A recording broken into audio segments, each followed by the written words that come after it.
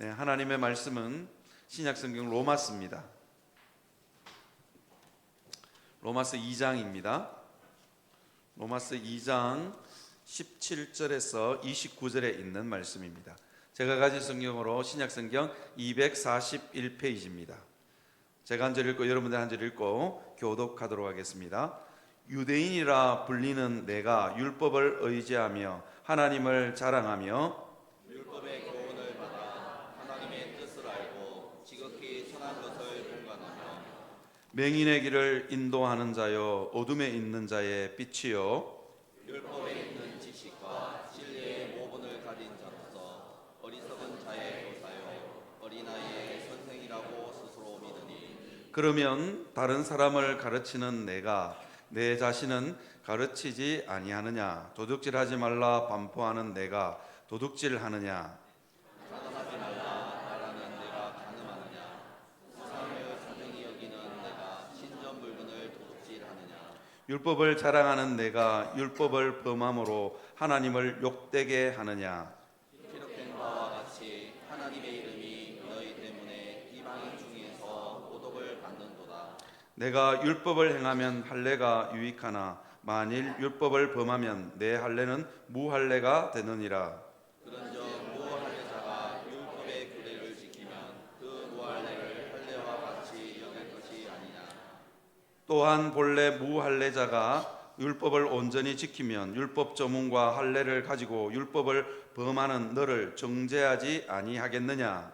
무릇 표면적 유대인이 유대인이 아니요 표면적 육신의 할례가 아니니라. 다 같이요. 오직 이명적 유대인이 유대인이며 할례는 마음에 할지니 영에 있고 율법 조문에 있지 아니한 것이라. 그 칭찬이 사람에게서가 아니요 다만 하나님에게서니라. 아멘. 율법과 할례는 유대인들에게 주어진 특권 중에 하나였습니다. 왜냐하면요, 이게 율법은 법을 안다는 건 이게 굉장히 자신을 돌아보게 하지요. 그런데 이 율법과 할례는요 하나님의 언약 백성의 표시였기 때문입니다. 그런데 이 율법과 할례가 정말 가리키고 있는 하나님이 율법과 할례를 지은 진정한 이유를 유대인들은 점점 세월이 지나면서 망각해 갔습니다. 우리도 마찬가지죠. 우리가 신앙생활을 한다는 게 이게 처음 의미를 잊어버리고 점점 굳어지고 망각을 경험하게 되는 겁니다.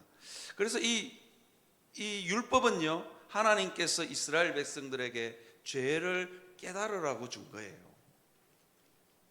그래서 내 속에 얼마나 내가 얼마나 못쓴 덩어리고 내가 얼마나 죄악 덩어리가 내 속에 굴러다니는 걸 제대로 보라고 율법을 준 겁니다. 그래서 내가 얼마나 죄 덩어리인지를 깨달았어. 하나님의 율법의 요구를 도저히 이룰 수 없는, 아무리 발버둥 쳐도 그 율법의 의로운 요구를 이룰 수 없는 나 자신을 발견하고 예수 그리스도께 나아가게 하기 위한 장치가 율법입니다. 그랬어요. 여러분 출애굽기에 10계명이 주어지고 그다음에 출애굽기에 10계명이 주어지고 난 출애굽기 다음 성경이 뭡니까? 레위기. 이런 건 아시죠? 아침에 이 1부 때 조금 오시는 분들이 잠이 들 깨서 그런 레위기거든요. 왜 하나님이 10계명을 준 출애굽기 다음에 레위기를 줬을까? 레위기는요 소 잡고 양 잡아서 제사 드리는 겁니다. 하나님은 10계명과 율법을 줄 때 이스라엘 백성들이 이거 다 못 지킬 거 알았습니다. 지킬 수가 없습니다. 왜? 죄인이니까요. 그래서 율법을 어길 때마다 뭐 하라고요? 소 잡고 양 잡아서 제사 지내라고. 소와 양이 죽어가는 모습 보면서 언젠가 내 죄를 대속하실 예수 그리스도를 떠올리라고 율법을 주신 거예요. 할례도 여러분 마찬가지입니다. 할례의 진짜 의미가 뭐냐? 이스라엘 백성들은 이 할례의 진짜 의미를 몰랐어요. 너는 언약 백성이다. 이 표징으로 줬는데요. 여러분 이 할례가 성경에 어디서 처음 등장하느냐? 아브라함 때죠.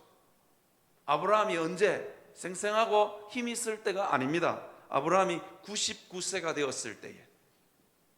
그러니까 사례는 그 아브라함의 아내 사라는 89세였을 때,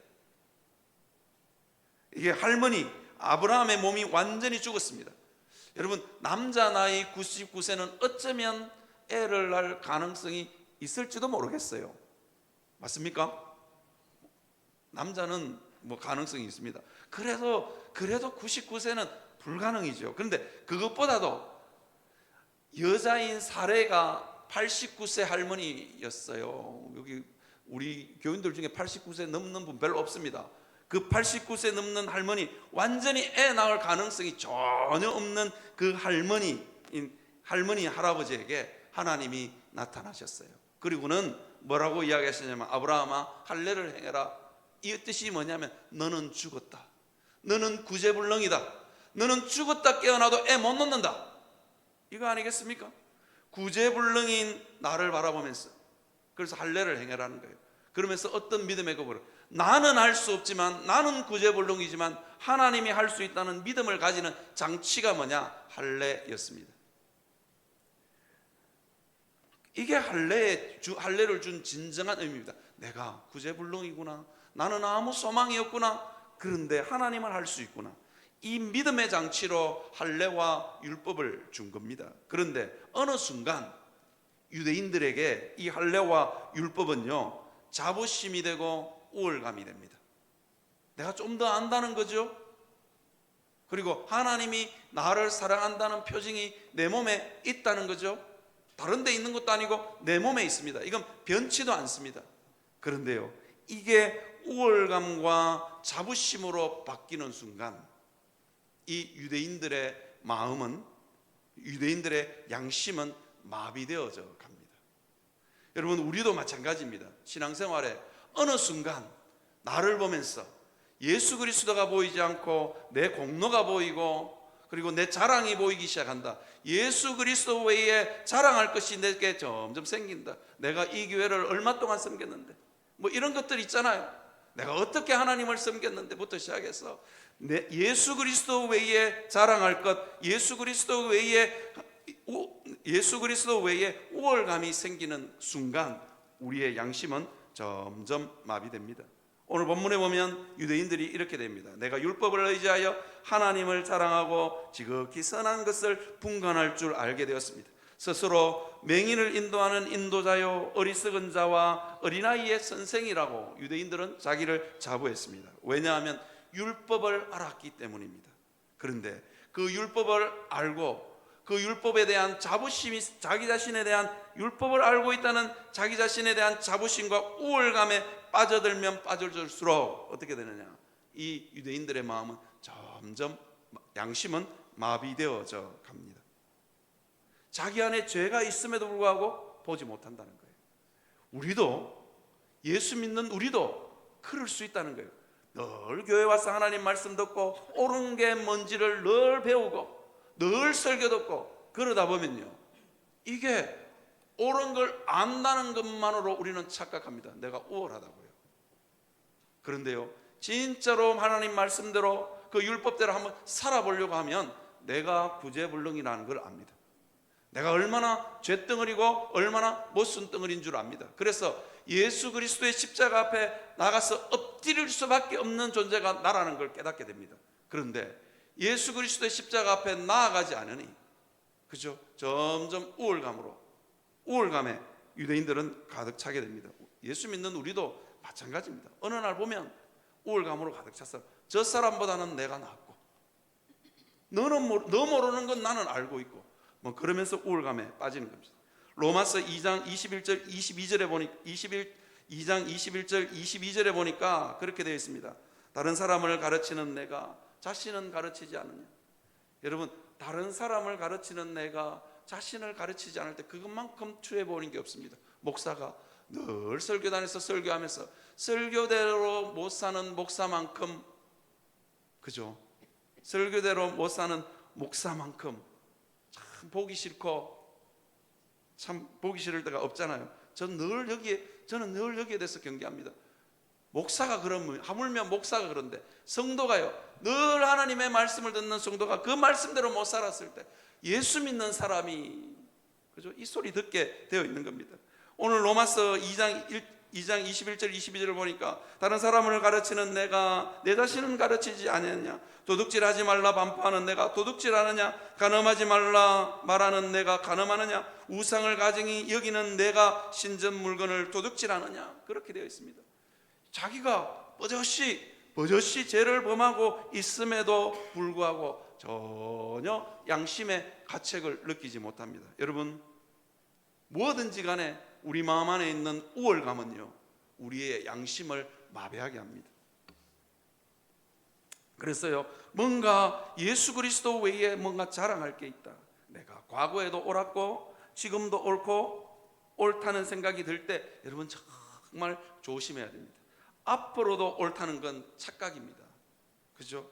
그러면요, 내가 옳다는 자부심이 있거나 내가 옳다는 우월감이 있는 순간, 그 마음이 내게 있는 순간 우리는 다른 사람에게 깊은 상처를 줄 수 있는 생각입니다. 상처를 줄 수 있습니다. 이런 자부심이요, 집단적으로 나타날 때는요 더 조심해야 됩니다. 왜냐하면요, 사단은 반드시 그 부분을 파고들어서 우리의 양심을 병들게 합니다. 버젓이 죄를 짓고 있음에도 불구하고 자기 죄는 못 보는 거예요. 그러니까 큰 소리 칠 수 있는 겁니다. 여러분, 교회에서 아니면 공동체에서 큰 소리 빵빵 칠 수 있는 이유가 뭔지 아십니까? 자기 죄를 못 보기 때문입니다. 와, 저는 정치인들 보면서 저 사람들은 얼굴에 철판을 깔았나? 그죠? 자기도 똑같은 정치 자금 받고 있으면서도 다른 사람 정치 자금 받는 거 보면서 막 죽일 듯이 이야기해. 알고 보면 자기도 받았어. 여러분, 그 정치인들의 그 얼굴에 철판 깐 거 우리도 똑같이 하고 있을 수 있다는 거예요. 예수 그리스도 앞에 정직하게 서지 않으면, 하나님 앞에 기도의 자리에 나와서 내 죄가 보이지 않는 순간 나도 얼굴에 철판 깐 존재라는 걸 여러분 기억해야 됩니다. 그랬어요. 다른 사람들은 다 아는데, 다른 사람들은 아이고 저 사람 저라면 어떡하고 아는데 자기만 몰라요. 이게 얼굴에 철판을 깔면 그래야 됩니다. 이 대표적인 예가 사도 바울입니다. 오늘 이 로마서를 쓰고 있는 사도 바울 자신이 그랬다니까요. 사도 바울은요, 율법을 지극히 잘 알아서 선한 것을 잘 분간할 줄 아는 사람이라고 자기가 착각했습니다. 여러분, 율법의 핵심이 뭡니까? 율법의 핵심이 뭐냐면 하나님 사랑, 이웃 사랑 아닙니까? 그런데요, 사도 바울은 사람 죽이는 게 당연하다 생각했다니까요. 아니, 율법을 제대로 알았어. 가말리엘 바리새인 중에 바리새인이요, 가말리엘 문화에서 율법을 제대로 배웠습니다. 우리로 말하면 서울대 교수쯤 되는 사람이었습니다. 율법에 관한, 그죠? 그 정도의 지식을 가지고 있는 바울이었습니다. 그런데 사람을 죽이는 게 너무 당연하다고 생각한 거예요. 여러분, 하나님 사랑과 이웃 사랑은 절대로 충돌하지 않습니다. 그런데 자기가 너무 옳았어. 사람을 죽이는 게 너무 당당. 자기 안에 있는 기세등등한 살기를 보지 못하는 거예요. 이게 당연하다고 생각하는 겁니다. 여러분, 우리도 그렇게 살 수 있다는 거예요. 내가 너무 옳고 내 우월감에 빠지면 그렇게 될 수 있다는 거예요. 다른 사람 잘 모른다는 거예요. 그래서 저 사람은 때때로는 그 사람을 죽어야 된다. 그 사람이 죽어야 된다고 그러기도 하고, 혐오하고 배제하는 이유가 뭐냐? 율법을 제대로 몰랐어입니다. 그렇죠? 여러분, 알라의 이름으로 폭탄 테러를 자행하는 무슬림들을 보면서 우리 분노하죠. 우리도 그렇게 될 수 있다니까요. 사도 바울이 그랬다니까요. 율법을 너무너무 잘 알았음에도 불구하고 사람 죽이는 게 당연하다고 생각했다니까요. 그래서 사람 죽이기 위해서 다메섹 독산으로 올라갔잖아요. 근데 한 번도 이게 이상하다는 생각을 안 해보는 거예요. 여러분, 우리 안에 있는 미움, 우리 안에 있는 분노, 다른 사람을 향한 분노와 혐오와 배제, 이게 어느 순간 이게 이상하다 이렇게 느껴야 되는데 제대로 못 느끼는 거예요. 왜냐하면요, 우월감으로 그 양심이 마비되었기 때문입니다. 우리가 그런 존재가 될 수 있다는 걸 우리는 늘 이게 마음에 새기고 살아야 됩니다. 그죠? 예수 그리스도 앞에 제대로 서는 사람, 십자가 앞에 제대로 서본 사람은요, 다른 사람의 죄가 보이는 게 아니라 내 죄가 보입니다. 다른 사람의 죄는 보이고 내 죄는 보이지 않는 그 사람 정말 위험합니다. 교회에서 큰 소리를 칠 수 있는 이유가 뭐냐? 저도 큰 소리 잘 치는데, 제가 큰 소리 칠 때가 언젠가 분석해 보니까 내가 너무 오라 그럴 때 큰 소리 치는 것 같아요. 저 부목사 때는 안 그랬습니다. 저도 가끔씩 제 자신을 보면서 깜짝 놀랍니다. 내가 우리 집 식구들한테는 제가 가끔씩 분노가 폭발해도 교인들한테는 내 분노 폭발 잘 안 했는데 부목사 때는 내 절대로 분노 폭발 안 했습니다. 근데 담임 목사가 되고 이 간땡이가 부었나? 그죠? 내가 깜짝 놀랐습니다. 예수 그리스도 앞에 한번 정직하게 써보는 겁니다. 사도 바울이요, 예수 그리스도 앞에 한번 정직하게 써보니까 저 사람은 죽어야 돼, 죽어 마땅하다고 하는 그 분노가 어느 순간 자기에게로 향합니다. 여러분, 예수님을 제대로 만난 사람들요, 여러분 제가 가끔씩 이 손가락 예와 가끔씩 들잖아요. 나 이럴 때 손가락 세 개는 어디로 향한다 그랬습니까? 나를 향하고 있다니까요. 나를. 나 그럴 때 하나는 하나님을 향하고 있고요, 누군가를 향해서 분노할 때요, 하나님 어떻게 저런 사람을 하나님 만드셨습니까? 어떻게 저런 사람이 교회에 있을 수 있습니까? 하나님을 향한 분노, 그 다음에요 그 사람을 향한 분노, 그 다음에요 나머지 세 개는요 자기를 향하고 있습니다. 우리가 예수 그리스도를 제대로 만나면요 죄인 된 자기를 봅니다. 그래서 큰 소리 못 치는 거예요. 디모데전서 1장 15절에 보니까 이렇게 되어 있습니다. 믿보다 모든 사람이 받을 만한 이름이여 그리스도 예수께서 죄인을 구원하려고 이 세상에 임하셨다 하였도다. 죄인 중에 내가 괴수로다. 여러분, 믿보다 모든 사람이 받을 만한 말이여 그럽니다. 예수 그리스도께서 죄인을 구원하러 오셨대요. 누군가 보니까 난 옆에 있는 사람인 줄 알았던데 자기라는 거예요. 자기가 죄인 중에 괴수라는 걸 깨닫게 되는 겁니다. 여러분, 율법을 정직히 행해보면, 그 다음에요 언약 백성으로 한번 발부둥치고 살아보려고 하면 뭐가 보이느냐? 죄인 중에 괴수인 내가 보이는 겁니다. 사도 바울이요 이 고백을 합니다. 사도 바울이 자랑으로 삼았던 모든 것들이 예수님을 제대로 만나고 나니까 어떻게 되냐? 그 모든 것들이 배설물처럼 여깁니다. 빌립보서 3장 8절 9절에 보니까 이렇게 되어 있습니다. 또한 모든 것을 해로 여기면, 사도 바울이 가지고 있던 모든 것들, 내 안에 있는 우월감들, 내 안에 나는 이건 괜찮아, 나 괜찮아 라고 생각했던 것들, 예수 그리스도 외의 모든 것들을 해로 여기고 내 주 예수 그리스도를 아는 지식이 가장 고상하기 때문이라 내가 그를 위하여 모든 것을 버리고 배설물로 여김은 그리스도를 얻고 그 안에서 발견되려 함이니 내가 가진 의는 율법에서 난 것이 아니요 오직 그리스도를 믿음으로 말미암은 것이니 곧 믿음으로 하나님께로부터 난 의라. 여러분, 내가 가지고 있는 것들이 얼마나 초라하고 부끄러운 줄 알고 이게 배설물 여기고 내 자랑거리들이 내 자랑거리 모든 것이 해로 여기진다니까요. 예수 그리스도 앞에 한번 써보면, 정직하게 예수 그리스도 앞에 한번 써보면, 여러분, 율법과 그 다음에 할례요, 율법은요 정말 세세하게 사람들의 모든 행동을 규제합니다. 그 율법 앞에 한번 서보면 내가 얼마나 죄인인지, 내가 얼마나 예수 그리스도가 필요한 존재인지를 깨닫게 됩니다. 할례요, 내 몸에 착 달라붙어서 뗄래야 뗄 수 없습니다. 여러분, 할례가 뭔지는 아시죠? 구체적으로 설명은 안 드리겠습니다. 한번 할례 탁 받고 나면 내 몸에 죽을 때까지 그 흔적이 남아 있습니다.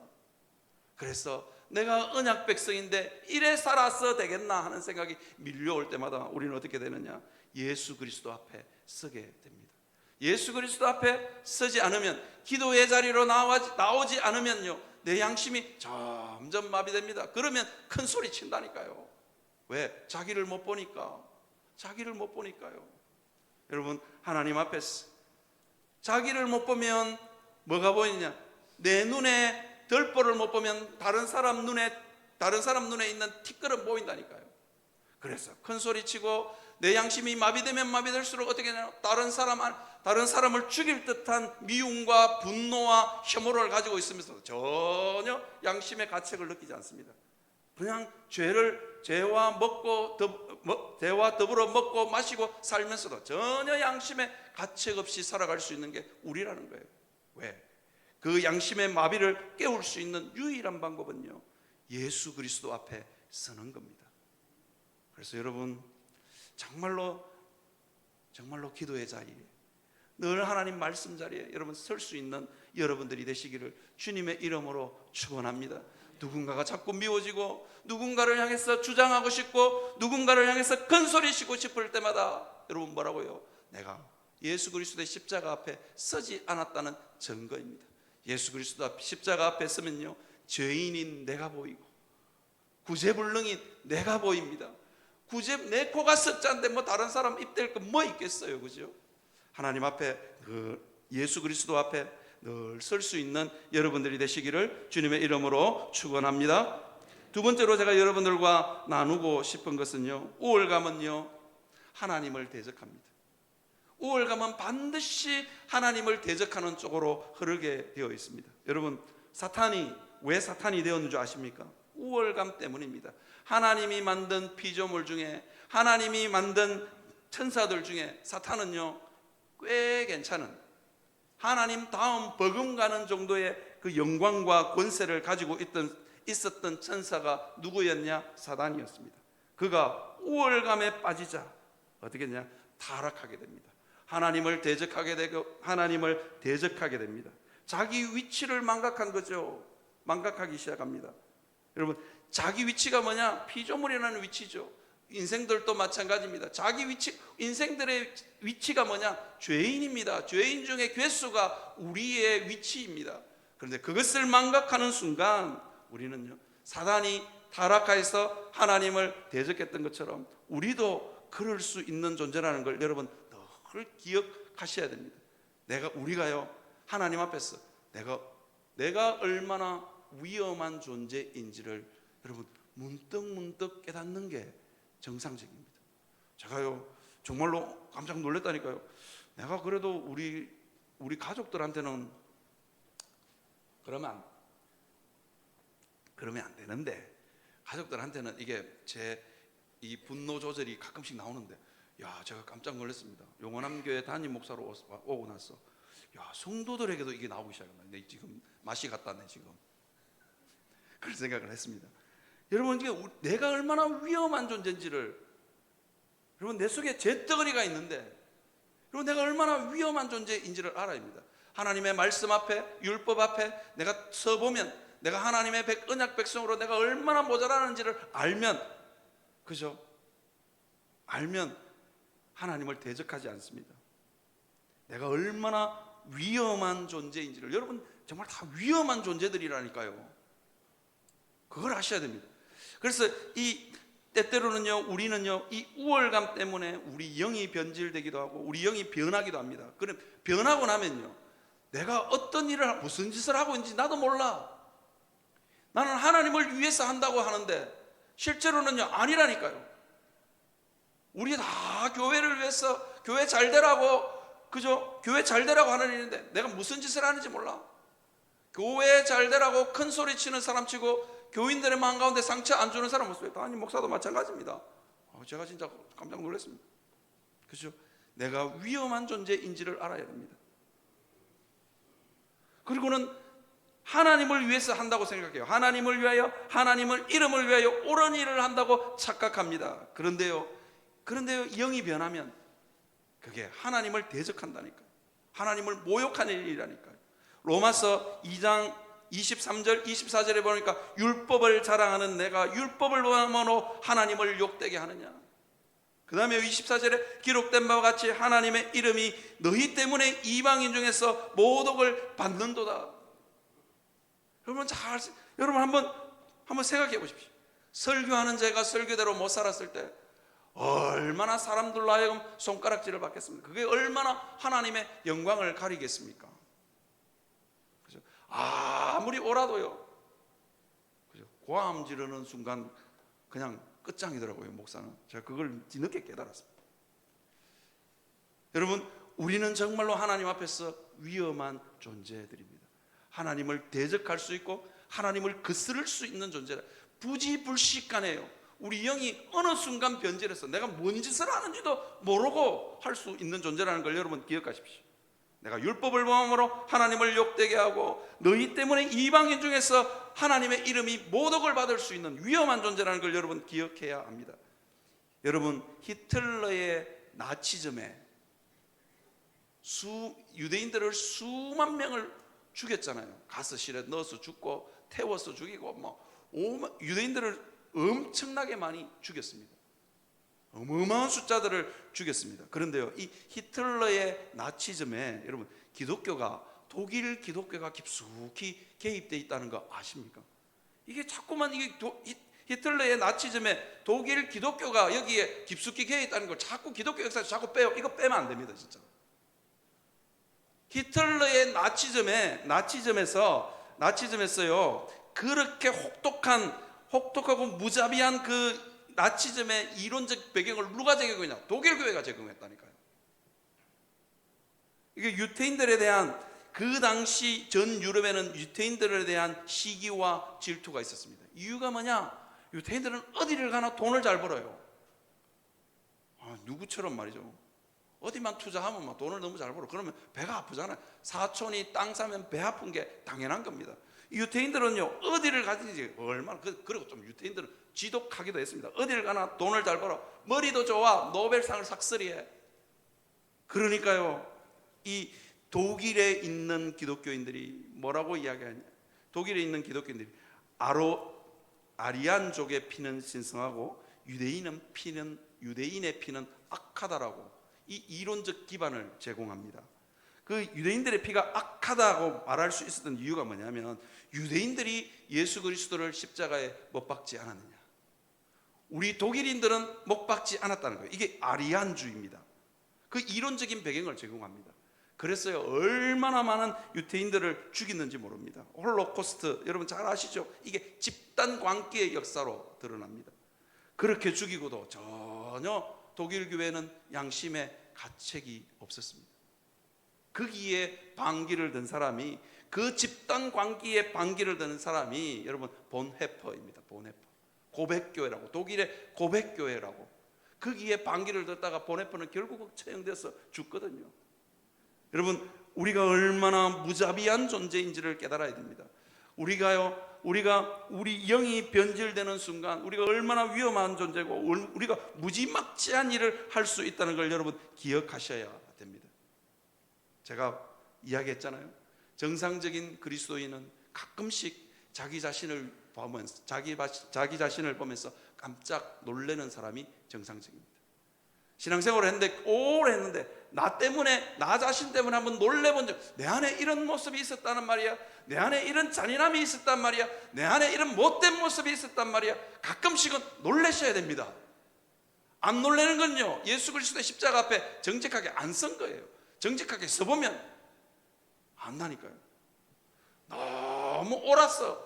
여러분 큰 소리 칠 수 있는 겁니까? 너무 옳았어. 내 말대로 안 따라주는 사람을 미워할 수 있는 겁니까? 없다니까요. 그런데 우리는 그저 내가 너무 옳은데 내 생각에 동조하지 않는 사람 보면 미워. 그죠? 내 생각에 안 따라오는 사람 보면 죽여야 된다고 생각해요. 여러분 이게 착각입니다. 이거 정말로 하나님이 그렇게 말씀하실까요? 여러분 어느 신앙 좋은 권사님이 한 번은 찾아와서 저보고 이러더라고요. 목사님, 내가 왜 이러는지 모르겠다고. 왜 그러시냐고. 나는 뭐 치매가 왔나 권사님, 그 권사님 참 그 교회에서는 신앙 좋기로 유명하고 성격 좋기로 유명하고 정말 그 권사님 보면서 모두가 성격 진짜 좋다, 어떻게 저렇게 온화할 수 있나. 그런데 권사님 한 번은 그러고, 목사님 내가 왜 이런지 모르겠다고 그러더라고요. 이유가 있어요. 내가 지나가다가 그 권사님이 며느리한테 썩내는 걸 봤거든. 우와, 나는 그렇게 온화한 권사님이 그 며느리한테 그렇게 썩내는 걸 나 처음 봤어요. 어떻게 저렇게 할 수 있나 싶을 정도로 그걸 내하고 눈이 마주쳤어. 봤어. 그러니까 내한테 와가지고 목사님 내가 왜 이러는지 모르겠다 그러더라고. 왜요? 그러니까 나 못 봤어요. 그러니까 에이 봤으면서. 그러면서 권사님이 그러더라고요. 이상하게 며느리가 밉대. 이유도 없이 밉대. 우리 며느리 나무랄 게 없는데 그것 때문에 더 밉대.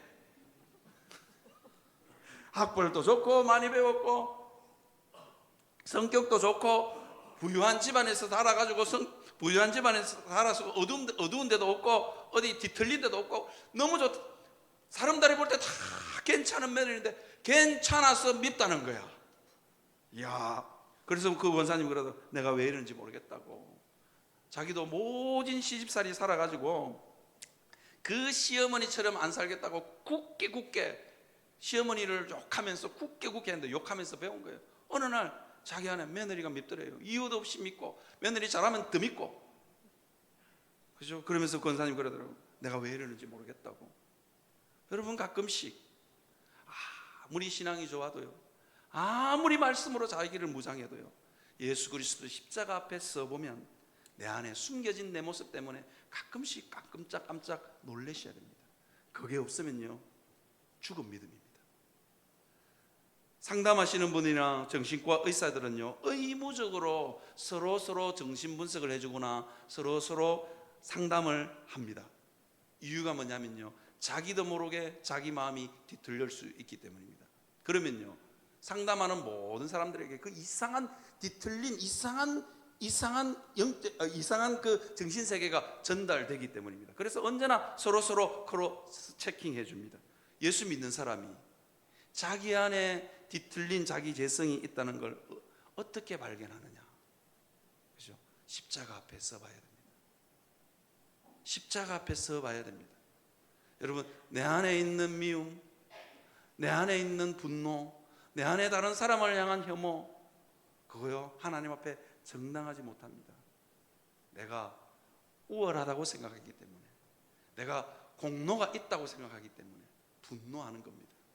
여러분, 우리가 하나님 앞에서 정말로요 내가 하나님을 대적할 수 있는 존재라는 걸, 아니요 하나님을 대적하는 마음이 내 안에 있다는 걸 여러분 기억하셔야 됩니다. 그래서 여러분 어느 날 다윗이 우리아의 아내 밧세바를 범하고 침상이 다 젖도록 회개합니다. 왜 회개하는 줄 아세요? 다윗은요 어느 순간 자기 안에 있는 이 잔인함을 본 거예요. 다윗은요 권력의 잔인함을요 몸소 체득했습니다.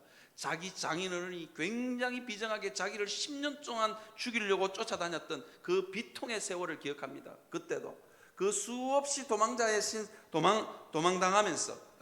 하면서 그리고 생명의 위협을 끝없이 받으면서 아마 다윗도 나는 우리 장인 사울 왕처럼 안 살 거야, 권력이 이렇게 비정하고 잔인하구나 하는 것을 몸소 깨달은 사람이 누구냐? 다윗입니다. 그런데요 다윗도요 어느 날 보니까 눈이 뒤집히니까 한 여인이 목욕하는 거 보고 획가닥하니까 자기도 사울처럼 그렇게 미쳐 날뛰는 광기, 악령이 들려서 광기의 역사를 펼쳤던 사울의 모습이 자기 안에 있는 걸 발견한 거예요. 여러분, 이 그냥 우리아의 아내 밧세바를 범한 다윗이 그냥 여자의 목욕하는 걸 보고 그냥 헷가닥한 게 아닙니다. 잘 들여다보면요 다윗에게 정말 비정하고 잔인함이 있는 거예요. 이유가 뭐냐면요 여러분 이 밧세바의 할아버지, 아버지, 남편을 잘 들여다보면 다윗의 마음 가운데 그 비정함과 잔인함이 있다는 걸 금방 발견하게 됩니다. 이게 사무엘하 23장 34절 39절 한번 띄워주시겠습니다. 제가 빨간 줄로 탁 쳐놨습니다. 저기에 있는 길로 사람 아히도벨이 누구냐 하면 다윗이 나라를 건국할 때 다윗의 1등 공신 책사, 그러니까 다윗의 지략가입니다. 다윗의 책사요 모사 중에 한 사람입니다. 그 누구도 따를 수 없는 충신 중에 충신이고 자기의 모든 지략과 책략을요 다윗 왕국을 세우는데 바쳤던 사람이 누구냐? 아히도벨입니다. 이 아히도벨이 누구냐? 밧세바의 할아버지입니다. 그 다음에 아히도벨의 아들 엘리암은 누구냐? 엘리암은 당연히 밧세바의 아버지죠. 이 엘리암이 누구냐면요 다윗의 30용사 안에 드는 사람이었습니다. 그러니까 다윗을 위해서는 기꺼이 목숨을 내놓는 전장에서 수없이 다윗을 위해서 끊임없이 목숨을 내놓았던 충성스러운 신하라는 거예요. 그러니까 다윗이 엘리암을 몰랐냐? 너무 잘 알았고, 바세바의 할아버지 아히도벨도 너무너무 잘 알았고, 자기의 충신 중에 충신이고요. 그 다음에 엘리암도 자기를 위해서 생명을 내어놓을 수 있는 충신 중에 충신이었습니다. 그러니까 바세바의 집안과 다윗은 너무너무 잘 아는 사이입니다. 그 다음에 결정적으로 햇사람 우리아는 누구냐? 우리아도 다윗의 30용사 중에 하나였습니다. 기꺼이 전장에서 자기를 위해서 생명을 내어놓을 수 있는 사람, 한 번쯤은 다윗의 생명을 구해준 사람이 누구냐? 우리아라니까요. 그러니까 다윗은 우리아도 너무 잘 알았고, 엘리암도 너무 잘 알았고, 아히도벨도 너무 잘 알았습니다. 자기를 위해서 생명을 내어놓는 사람들이 그렇게 잔인하게 하는 거예요. 아히도벨이 나중에 압살롬이 반역을 일으켰을 때 거기에 동참합니다. 그리고는 뭐라고 하냐면 다윗의 시녀들 백주대장세 압살롬으로 하여금 동침하게 합니다. 그거에 누구의 머리에서 나오냐? 아히도벨의 머리에서 나온 겁니다. 우리 집안을 이렇게, 내 손녀를 그렇게 만들어. 아히도벨의 마음 가운데 뭐가 있냐면 이 복수심에 불타는 거예요. 어떻게 다윗이, 어떻게 왕이 나한테 이럴 수 있냐는 그 원한이 있는 거예요. 그러니까 다윗은요, 한 집안 식구 전체에다가 원한을 심은 거예요. 거기다가 사위까지 죽였으니 그걸 아히도벨이 알았고, 엘리암도 알았고, 바세바도 알았습니다. 어떻게 우리 집안에 이럴 수 있냐는 거예요. 그 잔인함이, 그 비정한 잔인함이 누구에게 있었느냐? 다윗에게 있습니다. 다윗도요 깜짝 놀랐습니다. 사울이 미쳐 날뛰는 이 광기의 역사가, 광기의 권력력이 자기에게도 있다는 걸 보고 깜짝 놀랐다니까요. 그리고는 뭐라고 이야기하느냐? 그리고는 하나님 앞에서 침상이 다 죽도록 하나님 앞에 회개합니다. 사랑하는 성도 여러분, 좀 거칠게 이렇게 말씀드리고 싶습니다. 우리는요 하나님 앞에서 헷가닥할 수 있는 존재들입니다. 그런데요, 헷가닥한 우리를 보면서 너무 절망하지 마십시오. 왜냐하면 하나님은요, 헷가닥한 내 모습 가지고 하나님 앞에 쓰기만 쓰면 하나님이 다윗을 회복시켜 주셨던 것처럼 진짜로 하나님 예수 그리스도 앞에 서서 내가 구제불능이고 내가 죽을 수밖에 없는 죄인이고 나도 똑같은 다른 사람 욕하는 그 잔인함이 내게 있다는 걸 알고 하나님 앞에 엎드리면 하나님이 이유도 묻지 않고 다윗을 회복시켜 주셨던 것처럼 하나님은 우리를 회복시켜 주시는 분입니다. 여러분, 예수님의 수제자 베드로 아시죠? 베드로가 어느 날 새벽에 헷가닥해 버립니다. 예수님을 3번이나 부인할 줄 누가 알았겠습니까? 여러분, 우리 다 예수님을 3번이나 부인할 수 있는, 예수님에게 배신의 비수를 꽂을 수 있는 연약한 존재들이니까요. 연약한 존재들입니다. 위험한 존재들입니다. 그런데요, 베드로와 유다의 차이는 뭐냐? 베드로도 배신했고 유다도 배신했습니다. 그런데 차이는 뭐냐? 베드로는요, 자기의 그 헷가닥한 모습, 그죠? 그것 들고 하나님 앞에 나아갔습니다. 그러니까 예수님이 말했냐면 내 양을 치라, 내 양을 먹이라. 다시금 베드로야, 다시 한 번 더 해봐라. 그렇게 말씀하십니다. 그런데요, 유다는 전혀 달랐습니다. 자기의 죄 자기가 똘똘 지고 내가 책임진다. 그냥 예수님 앞에 끝까지 자기의 자존심을 버리지 않는 겁니다. 자기의 오름을 내려놓지 않는 겁니다. 그냥 내가 잘못했으니 내 죄 지고 내 죽으면 될 거 아이가. 그래서 자살한 사람이 누구냐? 얼마나 자살할 때도 세게 자살하든지 목매가지고 죽었는데 창자가 터집니다. 그건 무슨 뜻이겠어요? 그죠? 얼마나 목을 딱 메고 팍 하고 그냥 뛰어내렸다는 거예요. 그러니까 줄이 끊어져가지고 땅에 확 몸이 닿았다는 거예요. 그러니까 창자가 터져서 죽었습니다. 그 정도로 자기를 자학했습니다. 자기 그 헷가닥 모습 자기도 인정 못하는 거예요. 그러니까 내 책임지겠다 이러면서. 그게 유다였습니다. 그런 사람은 하나님 앞에 사죄의 은총이 없습니다. 구제불능인 나 자신을 안고 헷가닥한 나 자신을 안고 여러분 십자가 앞에 정직하게 설 수 있는 여러분들이 되시기를 바랍니다. 주님은요, 네가 얼마나 악하냐의 문제가 아닙니다. 네가 네 자신을 보았느냐, 네 자신이 구제불능인 것을 깨달았느냐, 그리고 내 앞에 엎드렸느냐.